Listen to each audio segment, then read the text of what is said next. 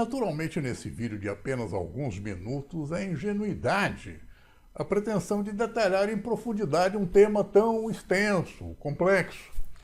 Antes, tem a intenção de apontar fontes de conhecimento que são importantes na formação de um profissional da saúde e como eles se comportam como uma referência para o exercício dessa especialidade em bases seguras e bem fundamentadas.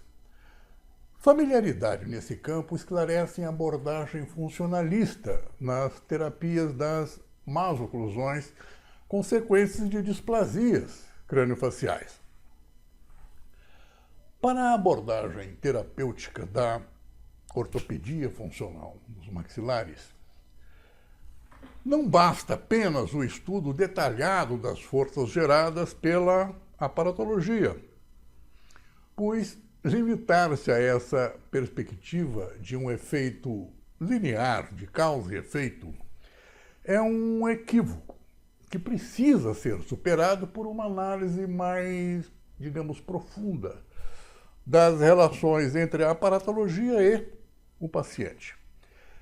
É necessário compreender como o paciente, enquanto um sistema biológico, ele se comporta, considerando os aspectos biofísicos envolvidos.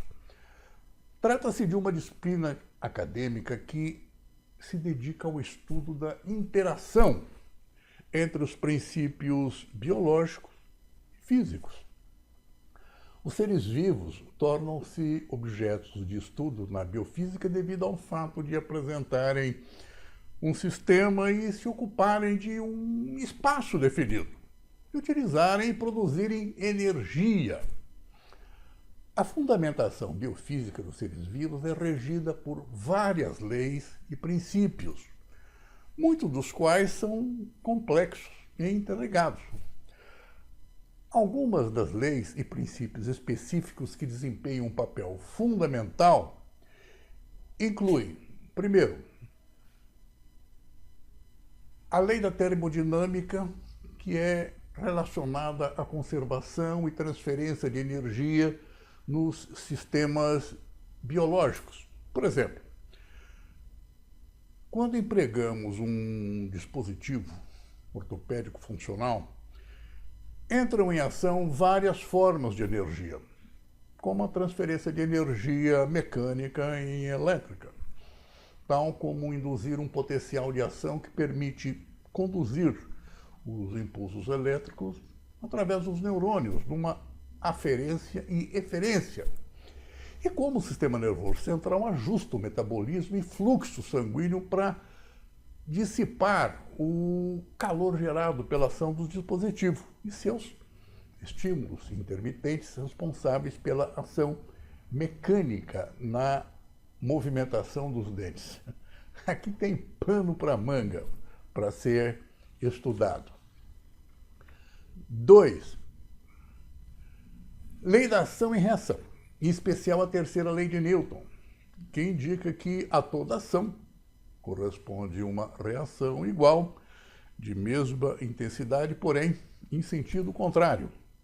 Esta é a mais óbvia de todas as leis na perspectiva, seja ela ortodôntica ou ortopédica, independe.